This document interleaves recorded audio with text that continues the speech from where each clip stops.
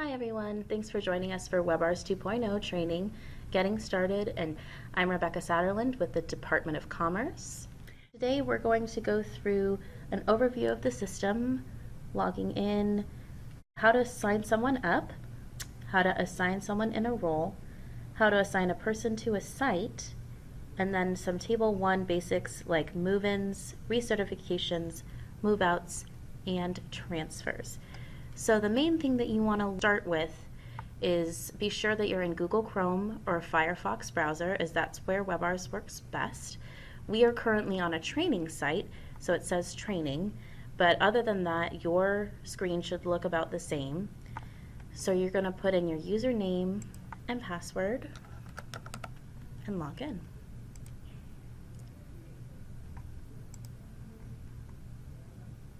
So you'll come to the dashboard. This has an overview of some of the outstanding compliance issues. Those are usually based off of validations that may or may not be the current year. So that and the utility allowance report you can read a lot more about in our comprehensive guide of those specifics of how to deal with those items. Occupancy rate, you can actually choose the year. So you can see how you were doing in 2018 versus 2019. Same with compliance issues. You can see about how you were doing with this little gearbox, and it'll update. These are just kind of overview tools meant for giving you an overview of your projects. So you scroll down. This will give you reporting status. You also have the gear up here to change the year. We have our Table 1 tenant activity report, which will be covered in more detail in digging deeper. But how you run it is you'll select a project, select the site, and select a year, and download the report. If you want to choose a different one that has multiple sites, you'll see that all the sites are listed separately, or you can run all sites, which will give you a running list of all 3 sites in the project, but you can also run by the site.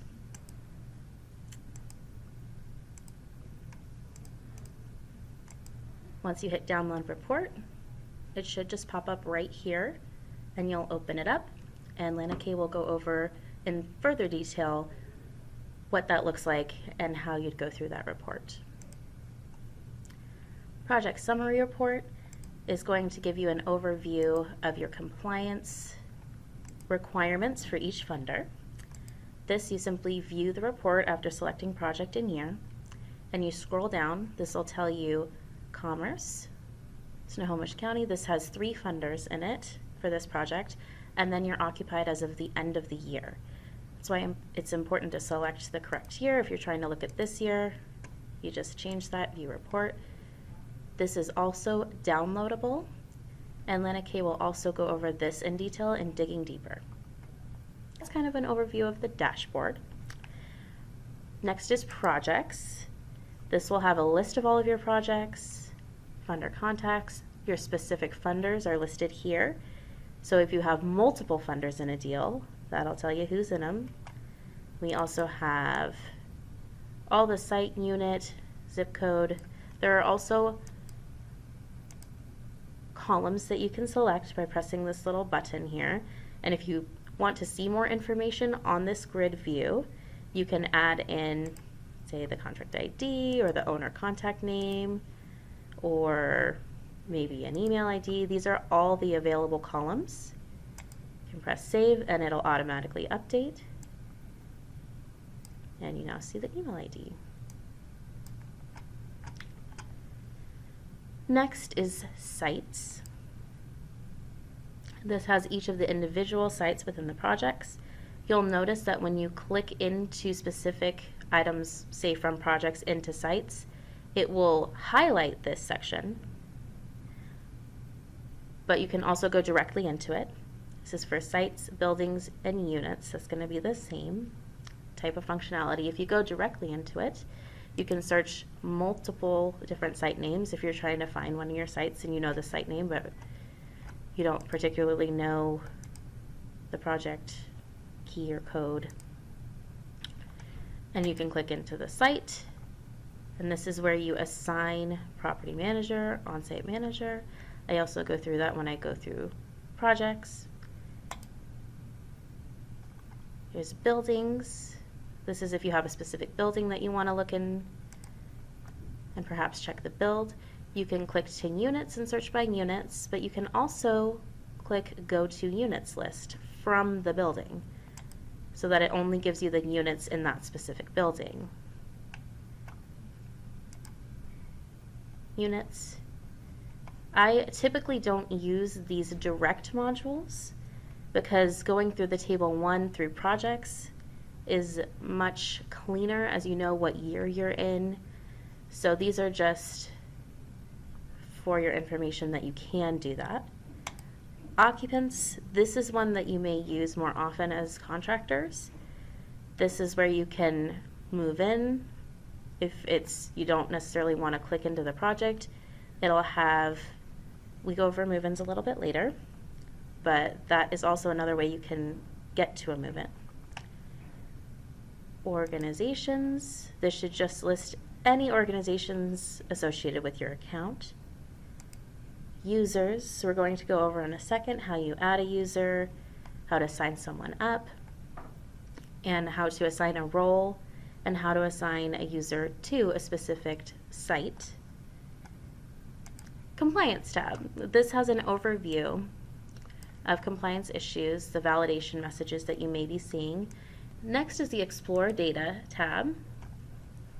And this is where you can create reports based on any item that you have available in the system.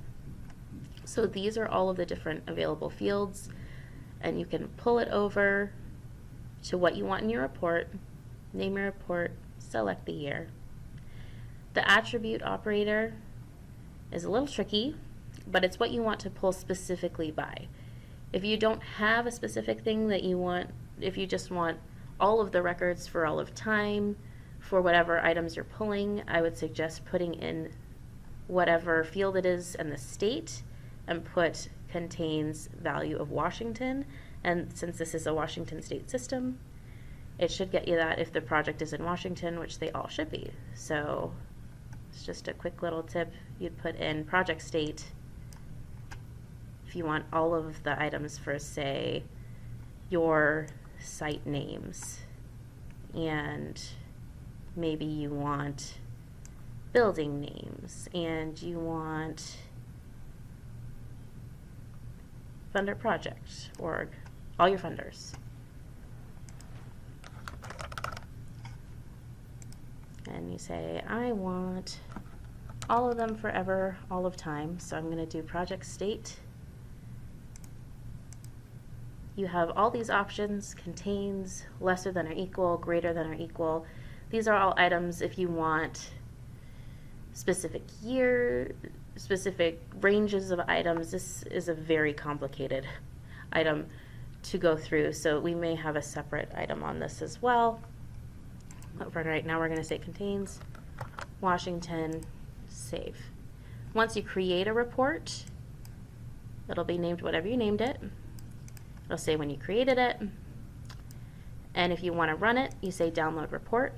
It'll say please wait, and it'll let you know what the download status is once it's completed. You can say completed and open up the test.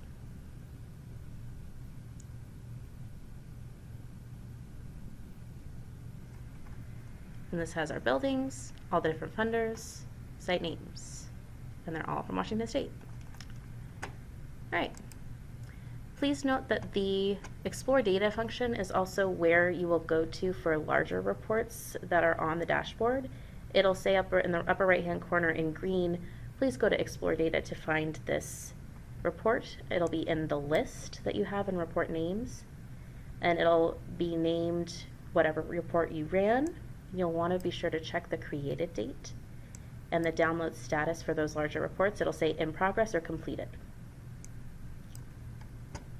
Help section. This is where you'll find the comprehensive user guide and the quick guide. So when I reference the comprehensive user guide, this is where you'll find it.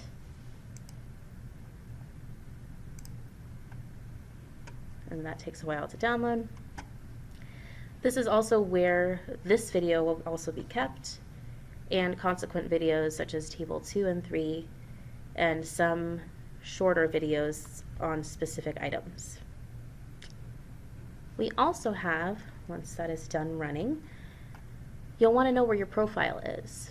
And it's this icon right here. You can either go to log out, this is where you log out, and it's also where you would go to your specific profile if you need to update anything specific. It's all of the stuff you input when you are setting up a user. It'll be that same page. So next we'll talk about users. This is the module you'll want to go to if you're going to add a user or if you're going to assign a new role. To show you how to set up a new user, I'll show you in my profile. We're in the users module. And as you see, this is an orange add button. The only people who can add users are the organization administrators. You can tell by this little shield symbol if somebody is an organization admin or not. We will get into the different permissions for organization admin and on-site manager and their differences in just a couple minutes. But for now, we're going to go up to the add button. This is where you put in a name, last name. Yours should only show your organization.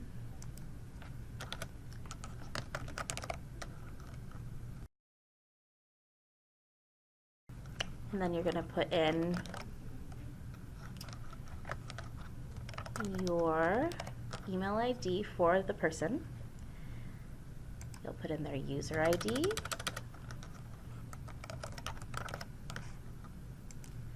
And a password. It has to be at least 7 letters. Confirm the password. And this is where you select the type. So an organization admin is either a property manager or an owner level. On-site manager can only do on-site manager data entry and cannot add a user, which is partially why we switched which user we're looking at in the current view. So if I want to add an on-site manager, that's what I'm going to select. If you don't select any type, it'll say none. This is also how you check when you go into the user itself if you have the wrong permissions. Is this type? That's a common error. You are able to put in title like accountant or whatever you would like for phone number, address. These are not required fields. Required fields have an asterisk next to them. Then you'll select save. And voila. You can find the users in the user module by searching by their name, and then there they are. I just made them. I had selected none, so that's why it showed none. You can always go into a user and update their type by simply going in, selecting the type, and selecting save. You press the back button, that'll take you to the users, and there we are. So next, we'll look at the user roles. So now we're back in Rebecca Hansen's user. Thank you so much to Housing Hope for letting us use your profile and information. And just so everybody is aware, the resident data, occupant data, is anonymized so that that is not visible for the screening purposes for confidentiality reasons. So to get into our project, we're going to go to projects and we'll select Avondale Village. I'll quickly give an overview of what each of these tabs are.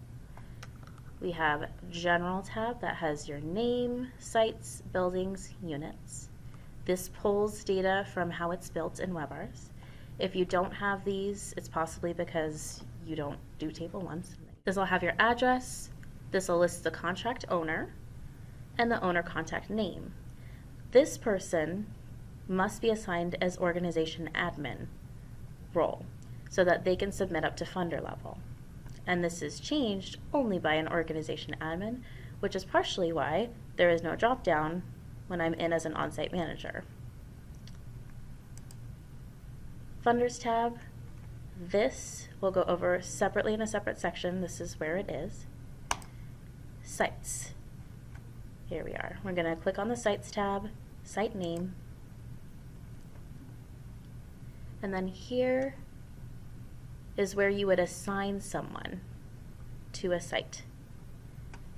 It's site by site in the project, so if there are multiple sites, you will have to go into each separately and select the property manager and on-site manager. You'll see that I'm in as the on-site manager,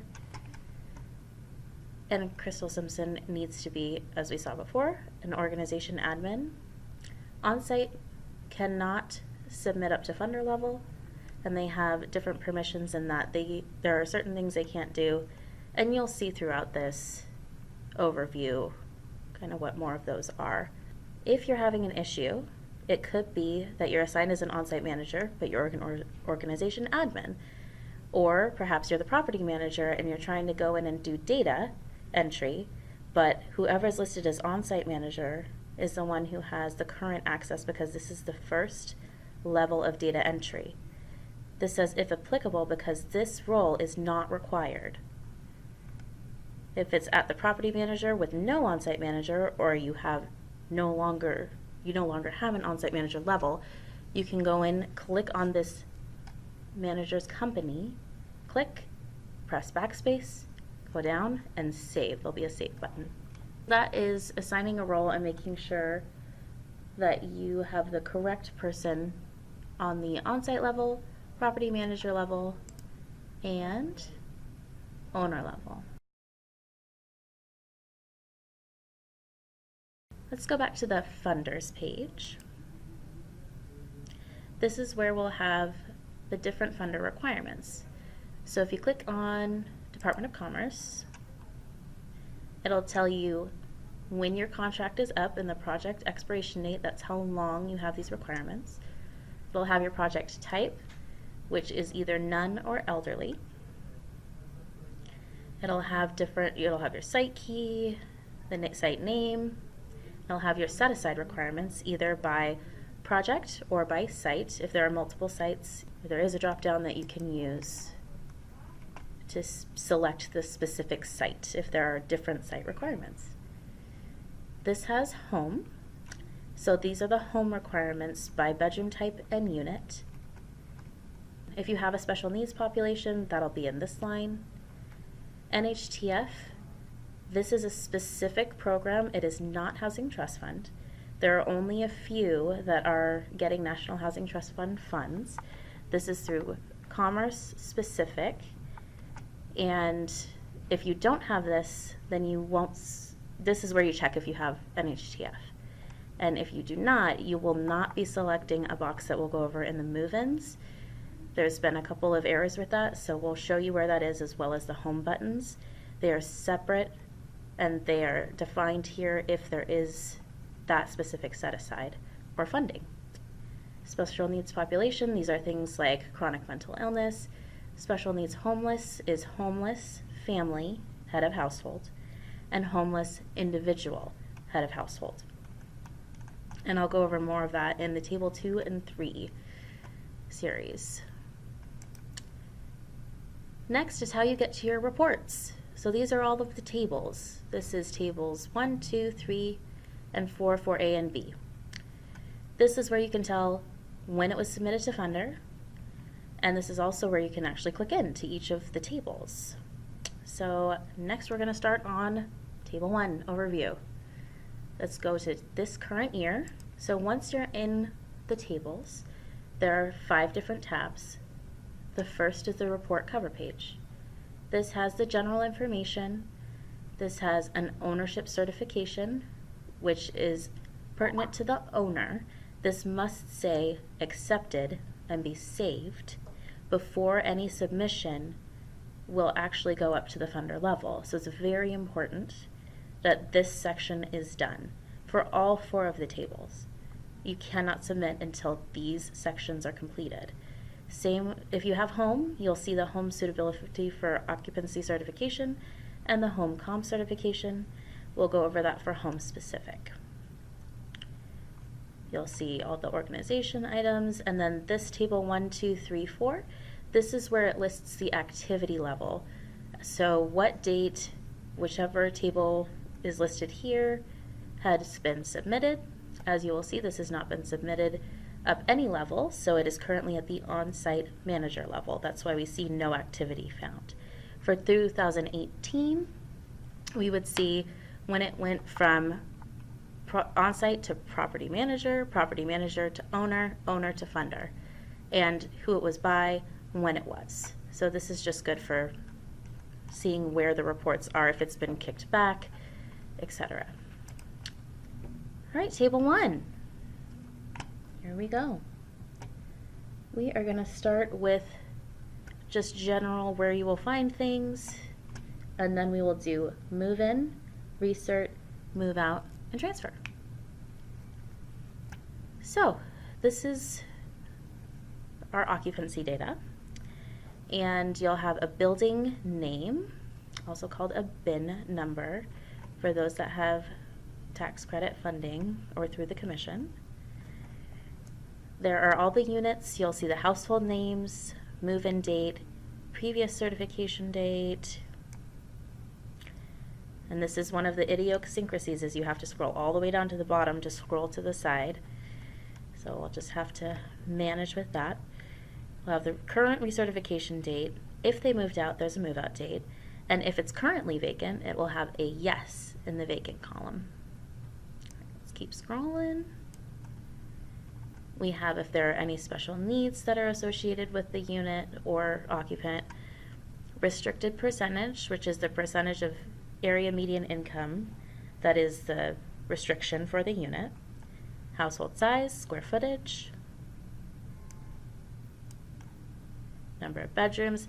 This is basically an overview of everything. This is how you see in the aggregate, line by line, rather than, and then you can go into each occupant to see their specific information in a different way. And so that's how we do a move-in, is to go into the occupant. Instead of going through all the rest of these, we'll just go into the occupant record. So the first one I'm going to do is the move-in. So if you don't know if a unit is vacant or not, if for some reason you have a bunch of units and you don't quite know, you want to see which ones are vacant, you can go to this column and filter for yes, and it'll show you the vacant units. You're going to click on that yes, or you can also use the move-in button, but we're going to use this. This will fill in, when you click the yes vacant, which project, site, building, and the unit that you just clicked on, number of bedrooms, all of that will auto-populate. Then you're going to put a designation. Most likely it's going to be restricted, because this is for any occupants that have a restricted unit percentage. Market rate would be, if you have any market rate units, perhaps you haven't contracted all of your units, you only have 15 under contract and there's 30 in a building, you would mark the other 15 as market rate. These are common area units that you can specify as well. But most of the time you're going to select restricted. These are the buttons I was talking about for home and National Housing Trust Fund. These would only be clicked if that specific unit is contracted in your specific contract as needing to have those units, and then these are the specific units that are specified as home or NHTF. If you don't have these programs, do not worry about these buttons. Please do not click them. Next, you'll input a household name. You'll click the move-in date. You can use the calendar button, and only the calendar button, to select a move-in date. It has to be, of course, after the previous occupant moved out. So the move-out date on this previously was 12/1, so we have to move in after that date. As you see, this auto-populates for the 2019 certification date because the move-in is this year, and so that's the cert date. If there are tax credit special needs, You will select. If it's a large household, homeless large household, homeless, farm worker, this should be specified in your contract if you have these specific needs, and it is only applicable to tax credit properties. Move-in household size, and then current household size. Next. These next two tabs are not required and should not actually show up if you do not have tax credit in your property, but either way, these can stay the way that they are, or you can fill them in. Same with this specific form. You just click next. And then this is where you'll select what the move-in percentage is, and it'll auto-populate the restricted unit percentage for move-ins. We will go over this in the recert as to why it may change.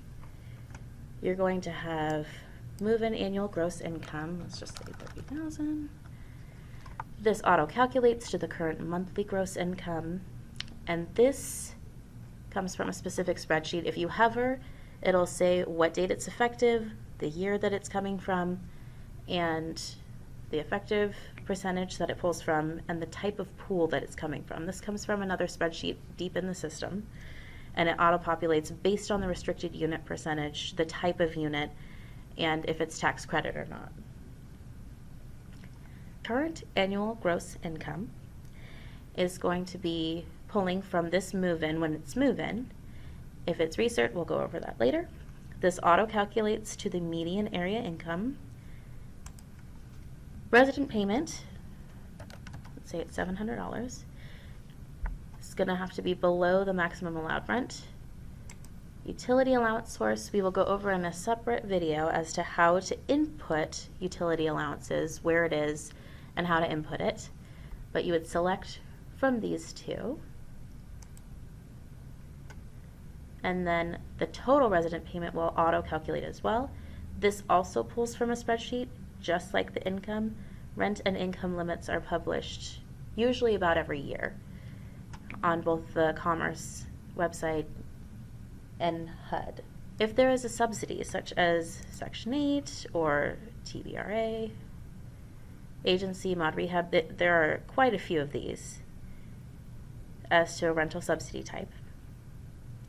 VA, VASH, any of these, let's say it's VASH.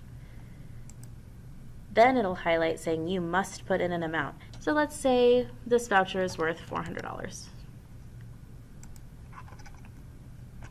You press save. It'll take you back through for a review of each of these to ensure that you have it correct. You must click through these the second time until it says updated successfully. It has not updated until you see this, so you must click through and review each of the tabs that you just input, even though you already said save. And that's a move-in. For home assisted units, if you have home requirements in your contract, and this could be state, county, city, depending on your funder, you will click this box. This is a home program unit.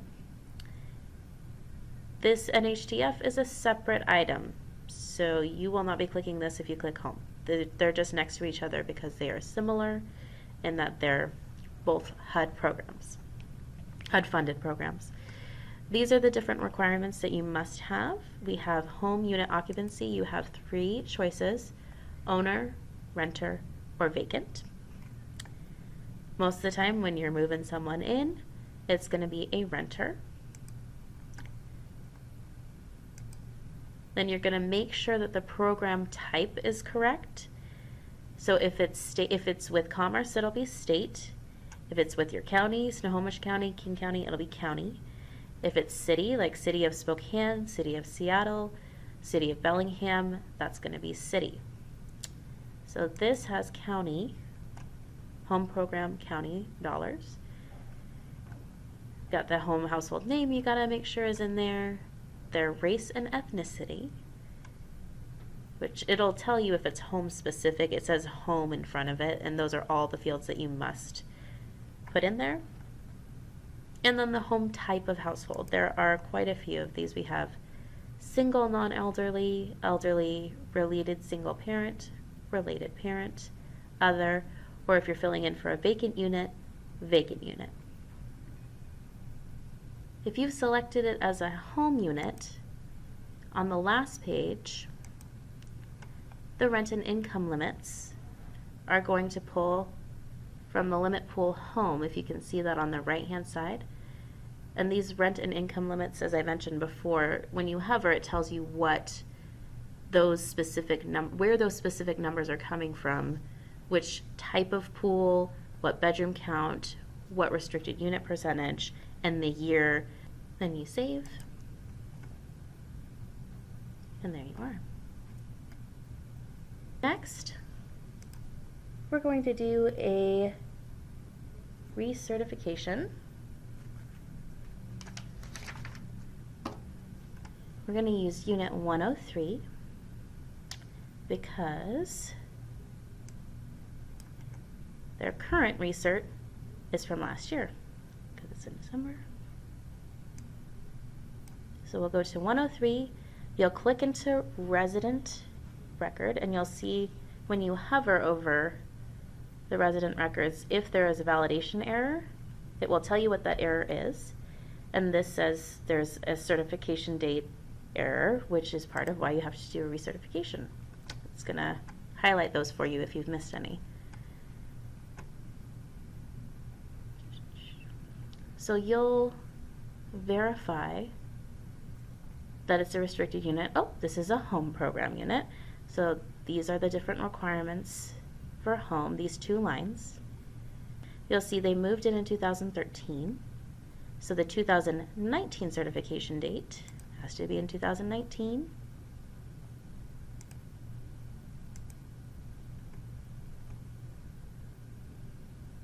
Let's say it was the 18th.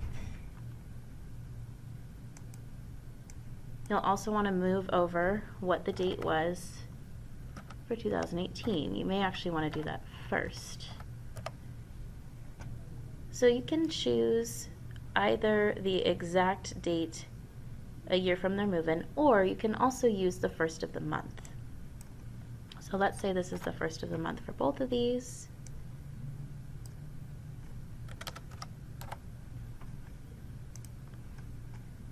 And that should disappear once we say next. If there's been any sort of change to the household size, this stays the same because this was at move-in. But if, as you can see, they're different, that could be because a household member, moved out, moved in, various reasons, of course. So let's say the household size is now 4, and they had a type of household. We'll leave it as it is. Say next. These we click through, next, next, and then if the restricted unit percentage has changed, you can update it here. If their income went down and they now qualify for 40%, and that's in your contract that you can have 40% units, it's less than the move-in, so that's usually going to be all right. You need to make sure that you're within program requirements for all funders, so be careful with changing that restricted unit percentage if you aren't quite sure if that's part of in your contract. For now, we're going to keep this at 50%. You keep the move-in is uneditable, as you can see. You can highlight it, but you can't change it because this is a recertification. You're going to put in current annual gross income. Let's say they only make $13,000 now. Then it'll calculate the monthly gross income. You can say what their resident payment is. Maybe they're paying $100. This validation error currently should only be on home projects that were committed after 2013. I believe it's August 23rd, 2013. And for some reason, this is still popping even if that box was not checked. but home projects should not be using this type of allowance source, and that's part of why it says this. It will not stop you from saving, I don't believe. We'll find out momentarily. Save. And we'll say the subsidy amount stayed the same. It updated successfully, so this is no longer a hard stop if you are before 2013. If that box is checked, it should be a hard stop.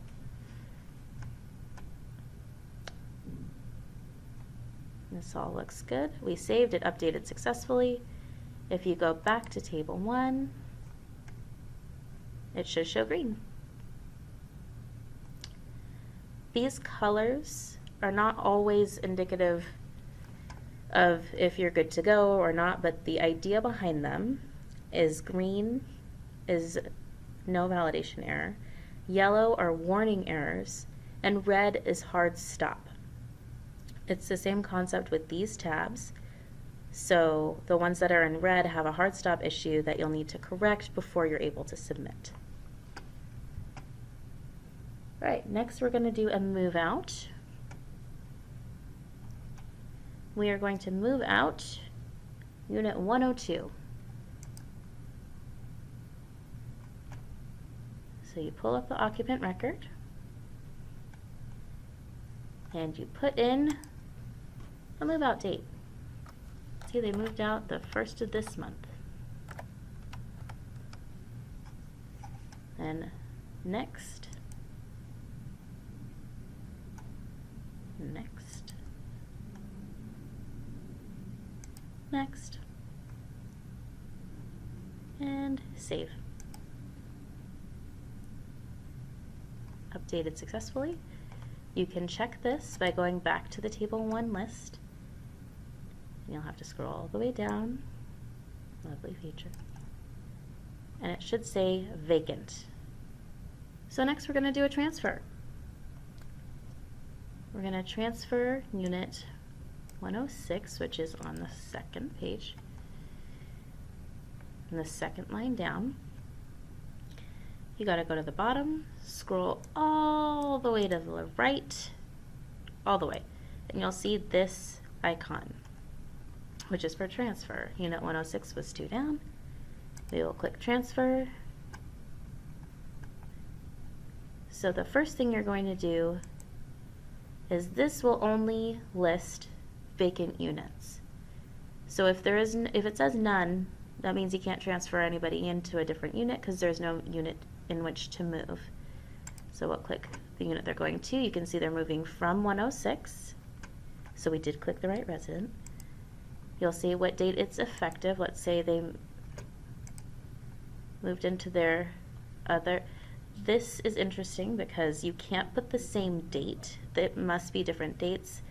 But usually when you're transferring someone, you'll do the transfer from date the day before they moved into their apartment. So they moved in, they probably actually transferred on the 2nd, moving all of their things into the other unit. But for the systems purposes, you have to put the transfer from as the day before. Any sort of comments that you'd like to put as to the reason for the transfer, or if it was related to some sort of issue that'll make 106 have a lot of repairs or something like that, this would be where you put the comments. You click OK. Yeah, occupant transferred successfully. It'll say right next to the actions, the transfer message, that this household is a transfer. It is critical that if somebody transfers from one unit to the next in a building, that you use the transfer button. Otherwise, it'll be double counted in tables 2 and 3 if those are a requirement. And the system auto-calculates from this table 1 for that other data. So that data would be off if you move out this occupant using the move out date and then move them into the other unit. You must use the transfer button for it to work properly. So if there are transfers, please use the transfer button. Even if you don't do tables 2 and 3, this is still a critical point because of over income tenants, possibly if that is one of the reasons for the transfer, or other things that this table 1 tracks for compliance. Once all your move-ins, move-outs, recerts, and transfers are all done, you're going to want to review your Table 1 for accuracy. This is part of the process that's covered in Digging Deeper with the Excel download for your Table 1 that's located on the dashboard. Lana Kay will be going over in detail some of the validation errors that can occur and how to fix them and other common mistakes, other things like that. But once that is completed, let's say you're all done with all of those double checks, this is the button you use to submit to the next level. To see where it currently is, it says it right here, report currently at, and whichever level it's at. So if it's at on-site manager level, that's the first level of entry. So when you hit submit, it's going to send it to the property manager level. When you submit, it lets you know that it will send it forward to the level after yours. This means you can't edit it anymore, essentially. And that it's our double check of, do you really want to submit it? You say submit, and now voila, it is at the property manager level. If it has been fully submitted, it'll say report currently at funder level. It's another good way to double check other than going to your reports and seeing that it's currently at the property manager. Going back in, other functions you can do, you may print your Table 1. You may download it. You may add different columns in there that you may want to see. These are all items that are in the occupant data. And if you want to move those around, if you want to check more or less, then you say save, and it'll update right here.